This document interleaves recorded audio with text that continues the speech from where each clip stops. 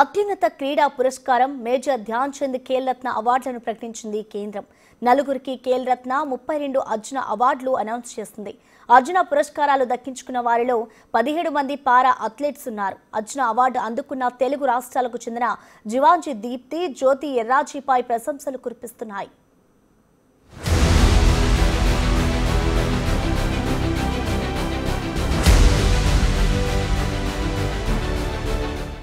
దేశం తరపున వివిధ క్రీడల్లో అత్యుత్తమ ప్రతిభ కనపరిచిన క్రీడాకారులకు కేంద్రం ఖేల్ రత్న అవార్డులను ప్రకటించింది. పారిస్ ఒలింపిక్స్ లో షూటింగ్ విభాగంలో 2 కాంస్య పతకాలు గెలిచిన మనుబాకర్, ప్రపంచ చెస్ ఛాంపియన్ గుకేష్ దొమ్మరాజు ఖేల్ రత్న పురస్కారానికి ఎంపికైనట్లుగా ప్రకటించారు. హాకీ ప్లేయర్ హర్మన్ ప్రీత్ సింగ్, పారా ఒలింపిక్స్ ప్రవీణ్ కుమార్ కి కూడా ఖేల్ రత్న పురస్కారం దక్కింది. ఈ అవార్డు కింద 25 లక్షల రూపాయల నగదు, పతకం, ప్రశంసాపత్రం లభిస్తుంది. వీటితో పాటు మరో 32 మంది క్రీడాకారులకు అర్జున అవార్డులను ప్రకటించారు.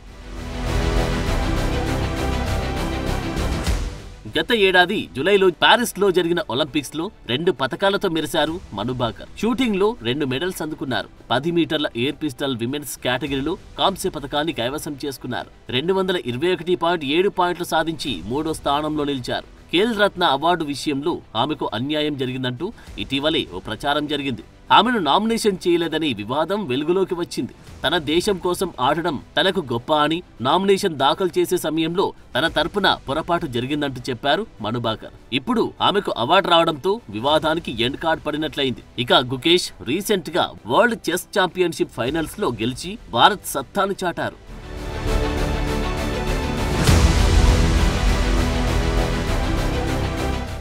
32 మంది క్రీడాకారులకు అర్జున అవార్డులను ప్రకటించింది కేంద్రం. అర్జున అవార్డులు అందుకుంటున్న వారిలో తెలుగు రాష్ట్రాలకు చెందిన 2 క్రీడాకారులున్నారు. విశాఖకు చెందిన రన్నర్ జ్యోతి ఎర్రాజీ, వరంగల్ కు చెందిన పారా అథ్లెట్ జివాంజీ దీప్తి ఎంపికయ్యారు. పారా ఒలింపిక్స్ లో భారత్ తరపున కాంస్య పతకం సాధించిన దీప్తి జివాంజీని ఖేల్ రత్న అవార్డుకు ఎంపికైన క్రీడాకారులను సీఎం రేవంత్ రెడ్డి అభినందించారు.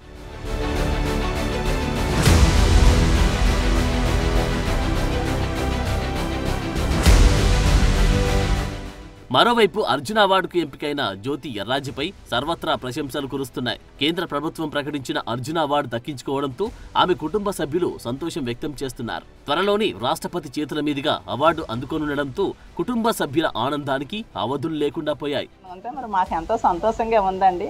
ఇంత పేదంటి పిల్ల ఇంత సాధించిందంటే మా వల్ల తను ఏం ఆశించలేదండి.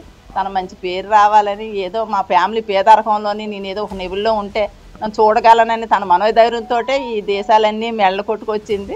ఇప్పుడు కూడా అక్కడికి వెళ్ళిందని మాకు ఎంతో సంతోషంగా ఉందండి.